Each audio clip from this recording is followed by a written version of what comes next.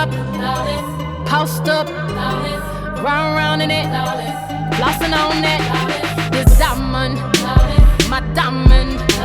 This rock, my rock. I woke up like this. Hey everybody, it's your girl Key to the City, and you're tuned in to the Daily Grind Online. Happy holidays. I'm at this amazing holiday party, and I'm definitely in the holiday spirit. I'm sitting down with the lovely Princess Ann. Thank you so much for taking some time out to talk to us today. You are welcome. You're welcome. This woman is the female, the brains, the beauty, the mastermind behind the Real Housewives of Atlanta. Amen. And we all know for every good show, there's a great mind behind it. So tell us, what was the inspiration behind the Real Housewives of Atlanta? Well, you know, for me, it was just my environment. I had just moved to Atlanta. I'd been there maybe, I hate to say it, 6 months. So I really didn't have, a total grasp on what Atlanta was. I was from Toronto, the furthest thing from Atlanta.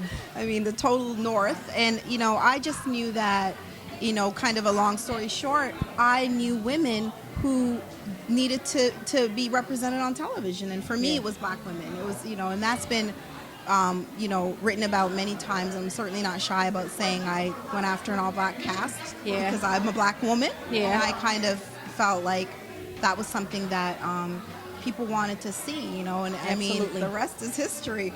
Absolutely. So yeah, I think that my inspiration was just my environment.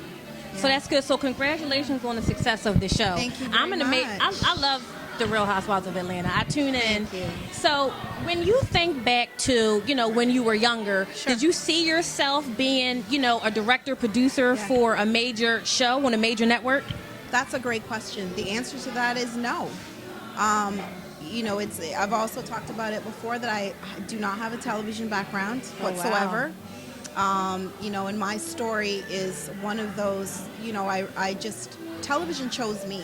I really think that it was just what I was supposed to do. Like I said, just kind of ended up in Atlanta and went after a hope and a dream and a prayer and lots of prayer.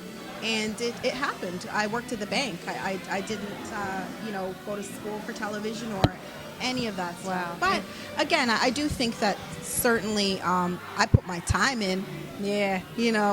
And I strongly believe that in anything, whether you know it or not, you're putting your time in. Oh, yeah. So I put my time in, and it got And it ended up rewarded. being your calling. That's it. Ended up being your my calling. Yeah. So when it comes to the Real Housewives of Atlanta, do you have complete control over who gets picked for the cast?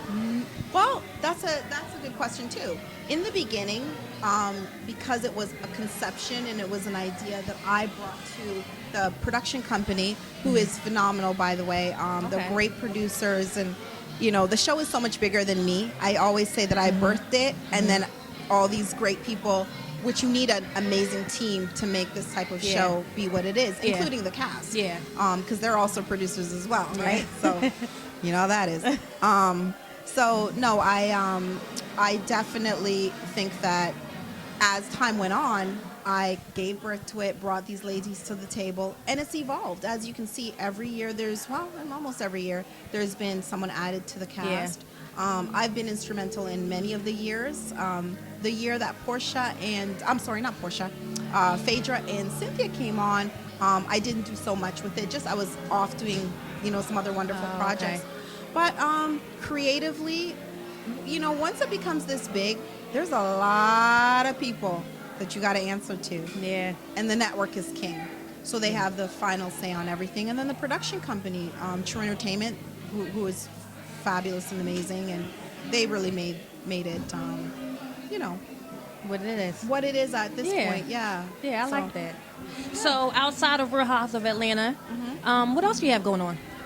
I work on so many things. I have 2 projects with Lifetime right now, really phenomenal projects. Both of them will come out sometime in the spring, I believe. And it's funny because my name is on stuff that I really don't even really talk about. Like, I get a call like, oh my God, Princess, I saw your name on Taking Atlanta, or it's called The Real Atlanta now. I'm sorry. And so, I've worked on so many different things, kind of low-key things. I've done a lot of development.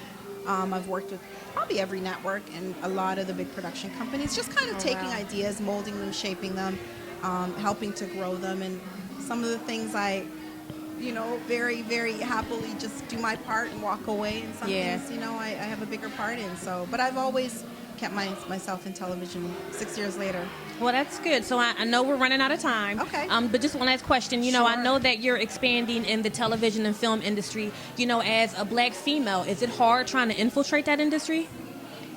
It's difficult as a woman, period. I think that I've personally dealt with, and I won't speak for everybody, but I've definitely dealt with my share of people thinking, I guess, and female producers sort of get one of two things. They kind of automatically people think they're kind of hardcore and they got a big edge to them. I personally don't. So I think that for me it ends up being people will think that I'm maybe on the show or on a show, and for me I'm happy behind the scenes, and I'm happy on the behind the scenes production side. So it is tough being a female producer, but it's like anything else. You just have to prove yourself. Oh, absolutely. So, yeah. Absolutely. That's it. Well, thank you so much for sitting down and talking to us today. It was a pleasure. You look amazing. You're very welcome. Thank you very much. So tune in next time. Wake up, post up, round in it, flossing on that.